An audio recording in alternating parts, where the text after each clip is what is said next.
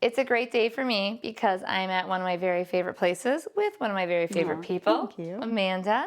And we are at Mama's Happy, and we are going to do a little upholstery project today, or reupholstery project, I should say. We are. Okay. We're going to freshen this baby up a little bit. So, what kind of fabric are we using?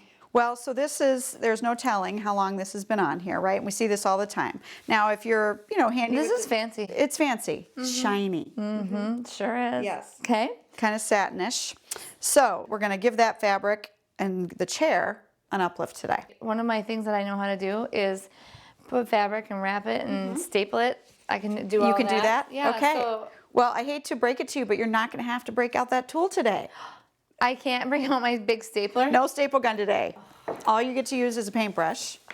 So one thing that surprises people is that you can use anti-stone chalk paint to actually paint fabric. So we're kind of dyeing the fabric. Kind of dyeing the fabric. This is exciting. This is a pretty satiny finish, so I wouldn't necessarily spray because the water's just going to bead up on this. But if it was an upholstered piece that was a little bit more absorbent, I would get it a little damp, and that way it just gives the paint a little easier time to soak in. Since this is a little satiny finish, we're just going to go right at it with the painting. Okay, so I will let you load up your brush there. And is this color? It's a cream. We've got these blue stripes, but lo and behold, it is covering. It is covering, but I always plan on at least 2 coats when I'm painting fabric because that first coat is going to soak in a little bit. So don't judge it by what it looks like after your first coat. This is really satisfying.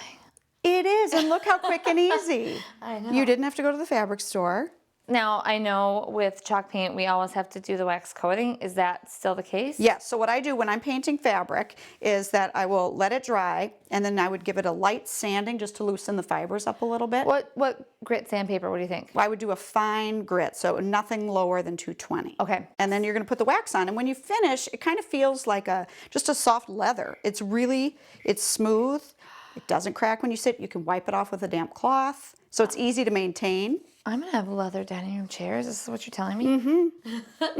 And no one will know the better. Oh my gosh, that's so great.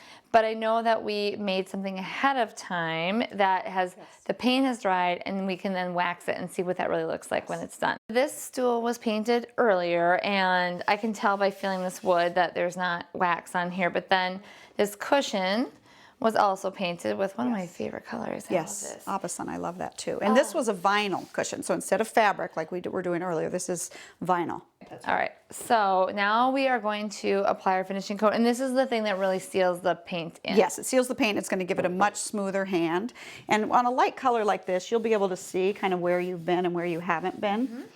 Now, the question I always get is, do you have to buy that brush to be able to put the wax on? You certainly do not. You could be just using an old cloth if you want to give it a try over there. Well, and we do need a cloth. I mean, since I met you, I've started using chalk paint on a lot of things, and I do have this brush, and I really like it, honestly. It makes things a lot easier because it just covers so much.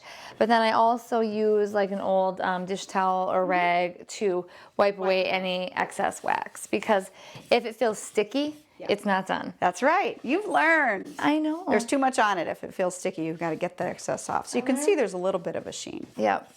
This feels good, though. I learned from the best teacher. You did. If I do say so myself.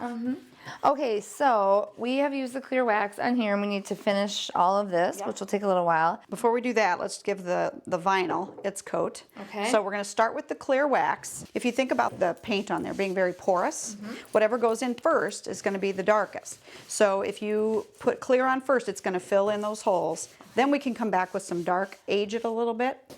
Feels good. All right. All right, so then, This part. if you're going to use your dark wax, I recommend dip your brush in there, but then wipe off as much as you can. So you have very, very little on your brush, okay? And then you're just going to glide that over the top. And the idea is you're just aging it just a little bit. So if you weren't looking to try to make the thing look old, then you would just skip the dark wax and you would clear wax it and you're done.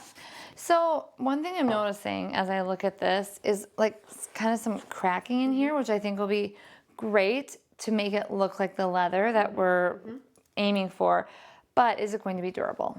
It is going to be durable. The thing that you have to know when you're working with chalk paint is that many times we're going for that old worn look. If that's not what you're going for, then there's just some different steps you might take. I might have put several coats of paint on to cover up the rough spot that was already on the vinyl. Okay. I like it, but I like it too. But I have 4 kids. Like, can they sit on here? yes, they can. All day. And what's nice, they can spill on it and you can wipe right off. All right. Could you really honestly paint a whole upholstered chair with this? Yes. In fact, we have several examples in our stores. I'll You have do? to take you to see. I need to see those. This is cute. And it feels great.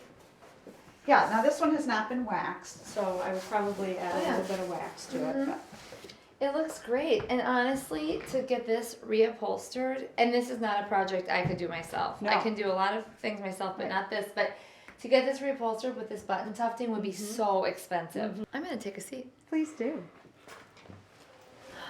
This is comfortable. I honestly can't believe what I just saw. That chair that you showed me out in the store was great. I know, and I mean a couple of hours of time, probably $10 in material. It felt great too. That's the one thing that I think people watching might not believe. It feels really good. Right. So that's what was surprising to me. And I'm glad you liked it. I have learned something new today. I'm glad. That's our goal. It was hard for me not to get my staple gun out, but I'm enlightened. Thanks, Amanda. Coming up next on The Happy House.